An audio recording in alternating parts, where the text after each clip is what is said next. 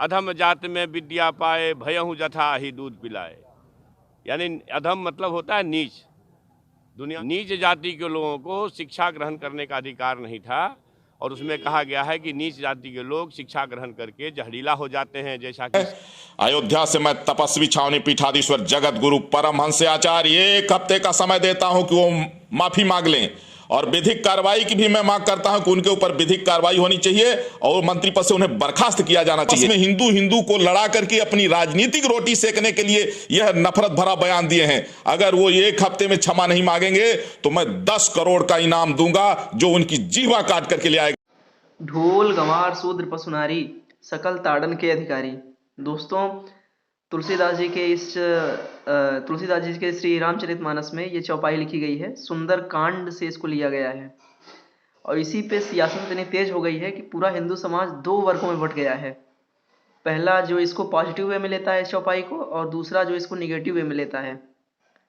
पहला जो जो पॉजिटिव वे में लेते हैं उनका मानना है कि ढोल गंवार शूद्र पशु और नारी ये सब विशेष कह सकते हैं कि विशेष ताड़न मतलब होता है किसी चीज को ताड़ना, देखना।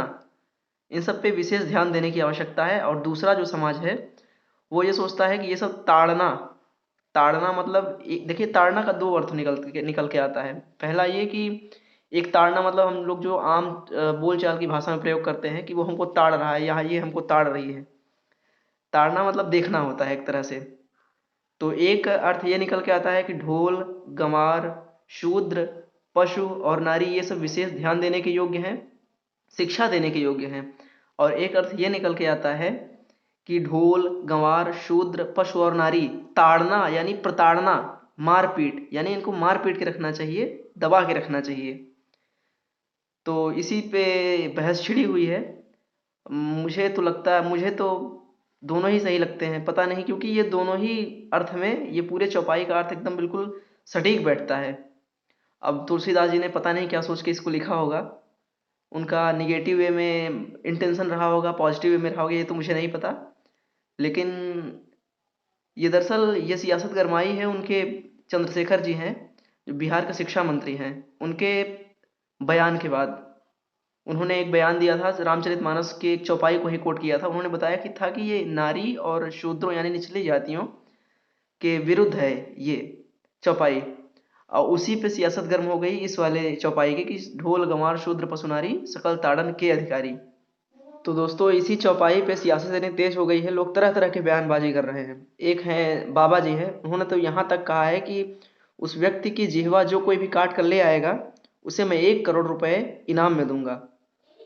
अब उनके ऊपर ये कार्रवाई तो होनी चाहिए कि 1 करोड़ रुपए आया कहाँ से, ठीक है। और दूसरी बात कि इतने नफरत भरे बयान कहाँ तक सही हैं इस समाज में। मतलब खुलेआम कोई बोल रहा है कि कोई अगर इसकी जिह्वा काट कर लाएगा, यानी चंद्रशेखर जो शिक्षा मंत्री हैं बिहार के, उनकी जिह्वा काट के अगर कोई इनको ला के दे देगा तो ये उसको 10 करोड़ या 1 करोड़ रुपए का इनाम देंगे। बताइए ये सही है या गलत है।